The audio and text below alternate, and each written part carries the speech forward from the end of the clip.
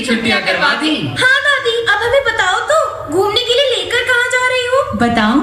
हाँ दादी बताओ ना। हम सब अग्रोहा जा रहे हैं। अग्रोहा? हाँ, अग्रोहा शक्तिपीठ। ये हरियाणा में है बच्चे, और यहाँ महालक्ष्मी जी का बहुत बड़ा मंदिर बनाया जा रहा है। क्या दादी, हमें नहीं जाना वहाँ, बिल्कुल। और अगर जाना ही है तो शिमला चलो, मनाली चलो। बेटा, वो कोई हिल स्टेशन नहीं है और न ही हम घूमने जा रहे हैं। तभी तो, जब वहाँ जाकर क्यों अपना टाइम वेस्ट करें? अच्छा, अपने पूर्वजों को याद करना, उनकी जयंती पर उन्हें श्रद्धांजलि देना आप लोगों को वेस्ट ऑफ टाइम लगता है? अरे नहीं दादी, हमारा वो मतलब नहीं था। छोड़ो, कल को जब मैं नहीं रहूंगी तब भी तुम लोग यही कहोगे। अरे दादी, आप तो हमारी प्यारी दादी हो, आपसे थोड़े ना ऐसे कहेंगे। तो फिर जो व्यक्ति हमारी धरोहर है, जिससे हमारा अस्तित्व है, जिनकी वजह से हम समाज में मान सम्मान के भागीदार हुए हैं, आपको नहीं लगता कि उनकी जयंती दिवस में उन्हें याद करना, उनकी कर्म भूमि के दर्शन करना, उन्हें श्रद्धांजलि देना हमारा परम कर्तव्य होना चाहिए? कौन दादी? मर्यादा पुरुषोत्तम श्री रामचंद्र जी के पुत्र, कुश की 34वीं पीढ़ी के वंशज महाराजा अग्रसेन जी। ये कौन है दादी? ये हमारे पूर्वज, हमारी धरोहर, हमारे भगवान, हमारे राजा है बेटा। हमें इनकी कहानी तो सुनाओ दादी। हाँ सुनाओ ना। तो सुनो।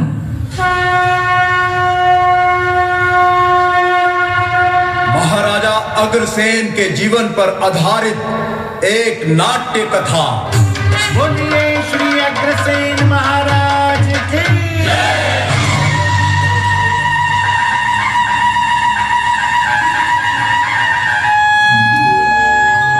5178 वर्ष पूर्व सूर्यवंशी भगवान श्री राम जी के वंशज महाराजा बल्लभ सेन जी एवं महारानी श्रीमती भगवती देवी जी के घर पहली नवरात्रि के दिन बालक अग्रसेन जी का जन्म हुआ।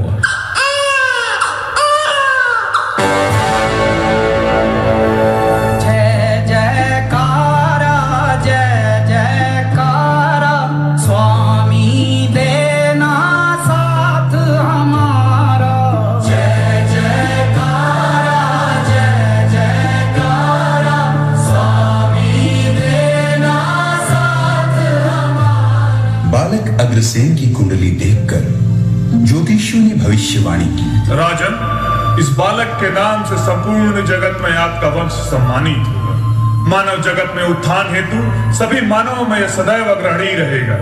मानवों में उत्थान एवं सदैव अग्रणी रहने के कारण मैं इसका नामकरण करता हूँ अग्रसेन।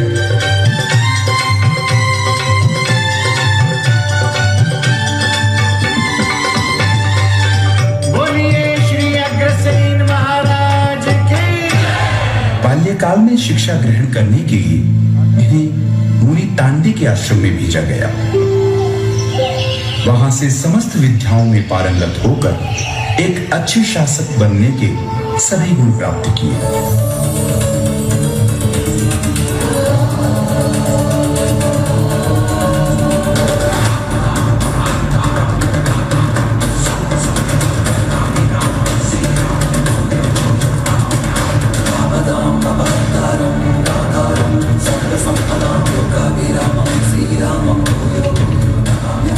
प्रणाम ऋषिवर, बताइए हमारे पुत्र की विद्या कैसी चल रही है?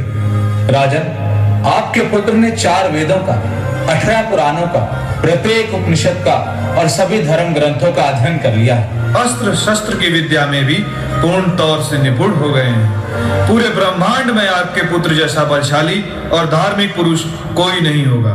राजकुमार अग्रसेन की जय। राजकुमार अग्रसेन की जय।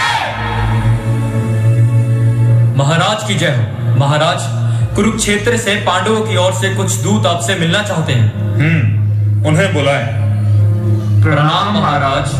कहिए, हम आपकी किस तरह सहायता कर सकते हैं? महाराज, हम आपसे अनुरोध करने आए हैं कि महाभारत में आप पांडवों की ओर से लड़ें। अवश्य, ये हमारा सौभाग्य होगा। पिताश्री, इस युद्ध में मैं भी आपके साथ जाऊंगा। अवश्य पुत्र। राजकुमार अग्रसेन की जय, महाराज बल्लभ सेन की जय। माता ने फिर तिलक किया, हाथ में दी तलवार, झुकों की राखियों ऐसी करियलगा।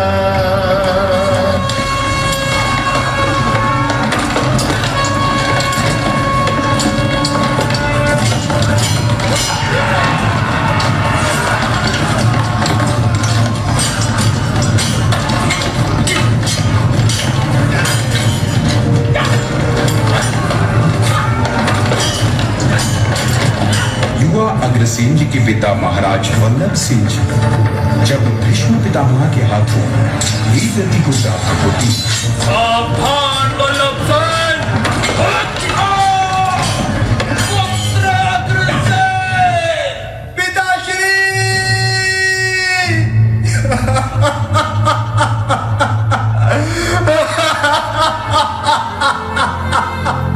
इतनी पीड़ा, इतना दुख इस छोटी सी उम्र में दादी। हाँ, लेकिन वो फिर भी साहस से युद्ध में लड़ते रहे और फिर धर्म की जीत हुई। जब अग्रसेन वहां से विदा लेने लगे तो भगवान श्री कृष्ण ने उनको कहा, हे राजन, जन्म और मृत्यु तो संसार का नियम है, जिससे किसी का भी बच पाना असंभव है। अतः तुम्हें धैर्य रखकर इसे स्वीकार करते हुए आगे बढ़ना होगा।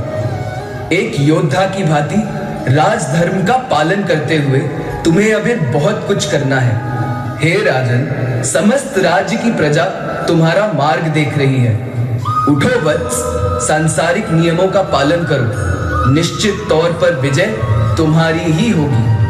जो आज्ञा भगवान।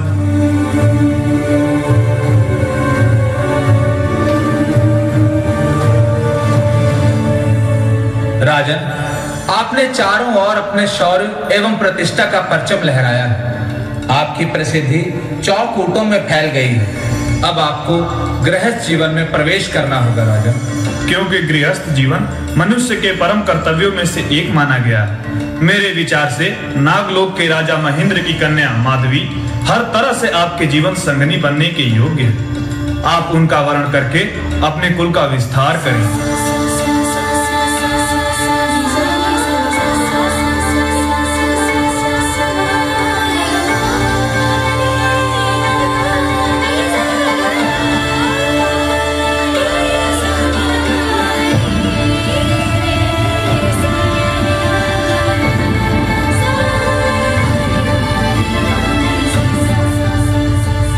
नागलोक के राजा कुमुद की पुत्री राजकुमारी माधवी के स्वयंवर में जहां भूलोक के राजकुमार और देवलोक से इंद्र भी भाग लेने पहुंचे थे, वहां महाराज अग्रसेन जी भी उपस्थित हुए। इंद्र राजकुमारी माधवी की सुंदरता पर मोहित हो गए। माधवी, मैं देवराज इंद्र तुम्हारे स्वयंवर में आया हूं। मेरी इच्छा है कि तुम मेरा वरण करो और मेरे साथ इंद्रलोक चलो। क्षमा करें देवराज इंद्र, परंतु मैं किसी भी देवता का वरण न करने का वचन ले चुकी हूँ और इसमें चाहे मेरे प्राण ही क्यों न चले जाएं। तुम हमारा अपमान कर रही हो। मैं आपका अपमान नहीं, स्वयं का सम्मान एवं स्त्री धर्म का रक्षण कर रही हूँ। लेकिन राजकुमारी माधवी ने अग्रसेन जी के गले में ही वरमाला डाली और उनका विवाह राजकुमारी माधवी के साथ हर्षोल्लास से संपन्न हुआ। जित देखूं उत पिया दिखे हैं, जित देखूं उत पिया दिखे हैं, जिए राम जाए शोर सखीरी, जिए राम जाए शोर।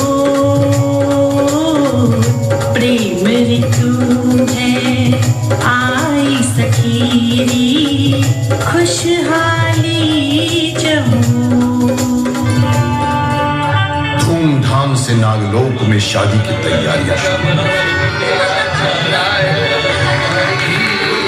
महीधर ने खुशी खुशी अपनी पुत्री माधवी का कन्यादान किया और कहा, ये मेरी पुत्री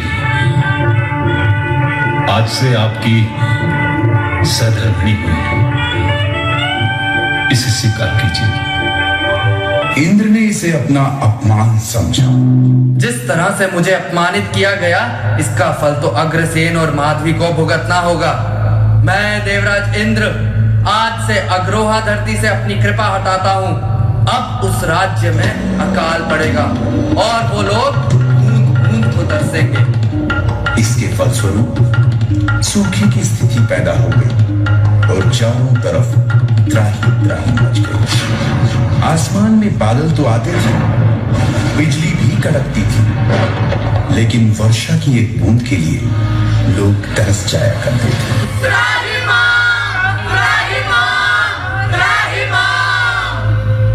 सूखे के कारण मेरे पशु मर गए, पीने के लिए पानी तक नहीं बचा।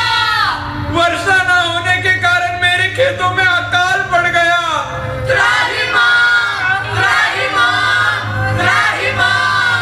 महाराज, देवराज इंद्र के क्रोधित होने के परिणाम स्वरूप हमारे राज्य में भीषण काल की स्थिति पैदा हो गई है। हर तरफ हाहाकार मचा है। महाराज कुछ करे, महाराज कुछ करे। देवराज इंद्र, अपने कर्तव्य के रक्षण हेतु मैं तुम्हें चुनौती देता हूँ। हमारे धर्म मार्ग से हट जाओ, अन्यथा मैं तुम्हें युद्ध के लिए ललकारता हूँ। नारायण नारायण। देखो देवराज इंद्र, तुमने एक धार्मिक और बलशाली राजन के क्रोध को असीम सीमा तक पहुंचा दिया है। अभी भी समय है, हट छोड़ दो, वरना देवलोक में भीषण युद्ध और तबाही को स्वयं ब्रह्मा जी भी नहीं रोक पाएंगे। नारायण नारायण। इससे खिन्न होकर अग्रसेन जी ने दिव्यास्त्रों के प्रयोग से वर्षा करवा दी।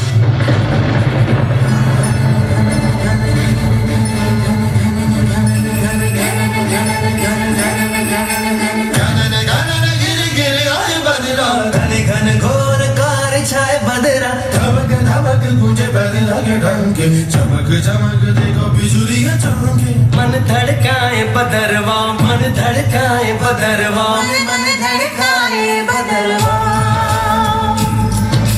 मेघा छाए बरखा लाए, गिर गिर आए, गिर के आए।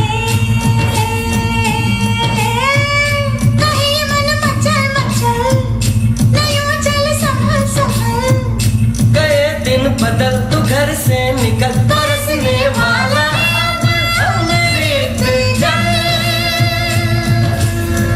राजा, आप बहुत धार्मिक एवं साहसी राजा हैं। आप धर्म का पालन सदैव करते आए हैं। अब आपको अपने राज्य को स्थापित करना होगा, जिसके लिए आपको पूरे मन से महामाया माँ लक्ष्मी जी की आराधना करनी होगी और समस्या का स्थायी समाधान निकालने हेतु समृद्धि की देवी माँ लक्ष्मी की कठोर तपस्या की। ओम ह्रीं श्रीं क्लीं महालक्ष्मी नमः। ओम ह्रीं श्रीं क्लीं महालक्ष्मी नमः। ओम ह्रीं श्रीं क्लीं महालक्ष्मी नमः। इनकी इस तपस्या से प्रसन्न होकर माँ लक्ष्मी ने उन्हें दर्शन दिए। सुमरस वंदित सुंदरी माधवी चंद्र सहोदरी हेममयी, मुनिगण वंदित मोक्ष प्रदायिनी मंजुळ भाषिणी वेदनुते। आंसू भर गए नैन में,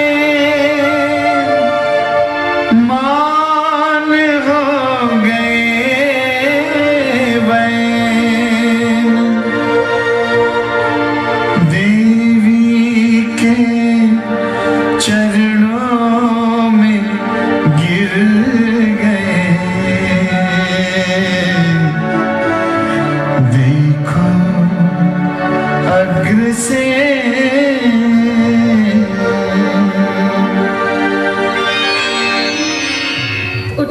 राजन। माँ, माँ।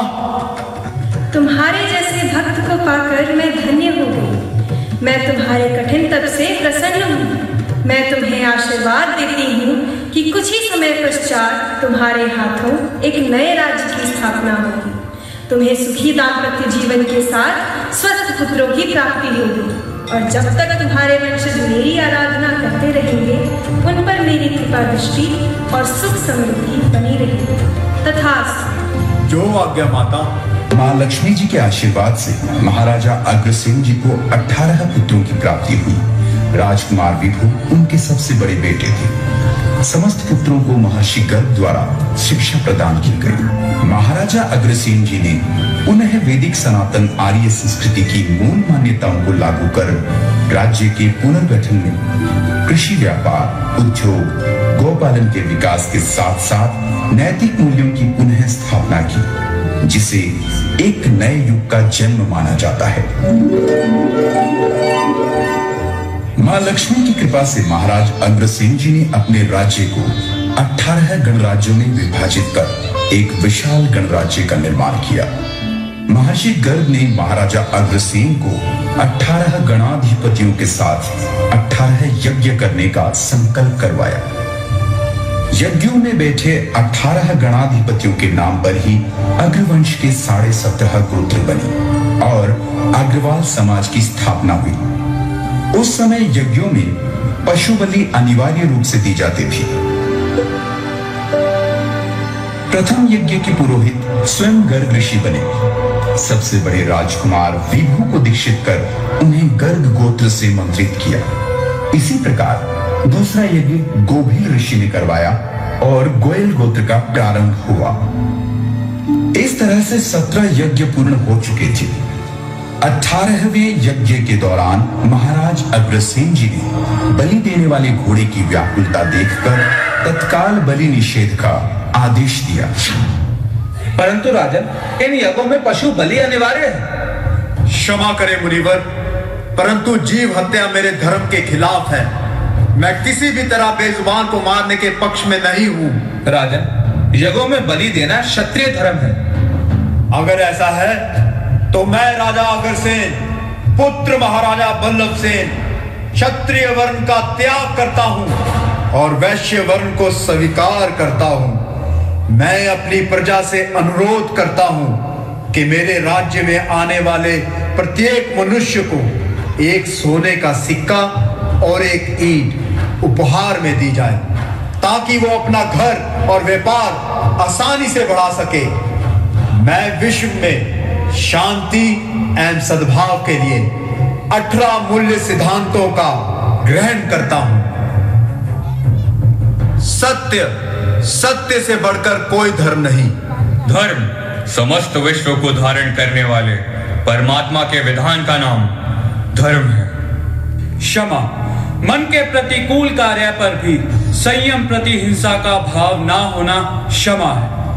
दया, मन में दया का भाव ही मानवता की निशानी है। अहिंसा, धर्म के अनुसार ईश्वर की संतति को रक्षा, अभ्युदय ही अहिंसा है। पुरुषार्थ से मनुष्य जीवन में आगे बढ़ता है और लक्ष्य की प्राप्ति करता है। पराक्रम ही स्वतंत्रता और शांति की पहली सीढ़ी है। संयम द्वारा ही मनुष्य महानता को प्राप्त कर सकता है। निर्भयता, उन्नति एवं लक्ष्य की प्राप्ति के लिए निर्भय होना आवश्यक है। अंत्योदय, प्रजा को संपन्न बनाना ही शासक का मुख्य कर्तव्य है। निराभिमान, मनुष्य निराभिमानी हो तो सदैव सर्वहित के कार्य पर अपना विकास कर सकता है। नारी सम्मान, नारी वर्ग, ब्रह्मचर्य का पालन, गृह लक्ष्मी का सम्मान सामाजिक धर्माचरण के कर्तव्य है। विनयशीलता ही मानवता एवं संस्कारित होने की पहचान है। शरणगति, मानव का श्रेष्ठ मूल्य सिद्धांत शरणगति होना चाहिए। समानता, मनुष्य एक समान है, कोई छोटा बड़ा नहीं है। अभयदान श्रेष्ठ मनुष्य का उत्तम गुण है। हमें शत्रु को भी अभयदान प्रदान करना चाहिए। दान प्रवृत्ति से ही मनुष्य में श्रेष्ठता आती है। भगवत प्राप्ति, मनुष्य जीवन का उच्चतम उद्देश्य भगवान की प्राप्ति है। महाराज अग्रसेन की जय! महाराज अग्रसेन की जय! 18वें यज्ञ की पूर्ण आहुति के लिए श्रीफल को ही साधन बनाया गया। ऐसा कहा जाता है कि अंतिम यज्ञ में पशु बलि न होने के कारण गोत्र अधूरा रह गया, परंतु महाराज के आदेश पर 18वें यज्ञ को नगेंद्र ऋषि द्वारा नांगल गोत्र से अभिमंत्रित किया गया। यह गोत्र पशु बलि न होने के कारण आधा माना जाता है। इस प्रकार अग्रवाल समाज में आज भी 18 नहीं 17.5 गोत्र प्रचलित हैं। गोत्रों के नाम कुछ इस प्रकार हैं: गर्ग, गोयल, गोयन, बंसल, कंसल, सिंघल, मंगल, जिंदल, तिंगल, ऐरन, धारण, मंदल, बिंदल, मित्तल, कुच्छल, मधुकुल, टायल और नांगल। हाँ बच्चों, अब समझे, भगवान अग्रसेन से ही कलयुग में धर्म का अस्तित्व है। हमें माफ कर दो दादी। जिस महान व्यक्ति से हमारा अस्तित्व है, उसने हमें इस संसार में इतना मान सम्मान दिलाया, हम उन्हें ही भूल गए थे। पर आपसे आज उनकी कहानी सुनी तो खुद पे गर्व हुआ। कलयुग में धर्म की स्थापना, अंत्योदय योजना, 1 ईंट 1 रुपया, एक पत्नी प्रथा, अहिंसा, वीरता, विनयशीलता और गरीब व जरूरतमंद लोगों के प्रति विशेष प्रीति का वास्तविक वर्णन इस धरती पर भगवान अग्रसेन जी ने आरंभ किया। हम आज पूरे गर्व से कह सकते हैं कि हम अग्रसेन महाराज के वंशज हैं। बोलो अग्रसेन महाराज की जय! बोलो अग्रसेन महाराज की जय! बोलो अग्रसेन महाराज की जय! आन बान और शान है जो अग्रवाल समाज की। आन बान और शान है जो अग्रवाल समाज की। मिलकर सारे जय बोलो अग्रसेन महाराज की। मिलकर सारे जय बोलो अग्रसेन महाराज की। आन बान और शान है जो अग्रवाल समाज की। आन बान और शान है जो अग्रवाल समाज की। मिलकर सारे जय बोलो अग्रसेन महाराज की।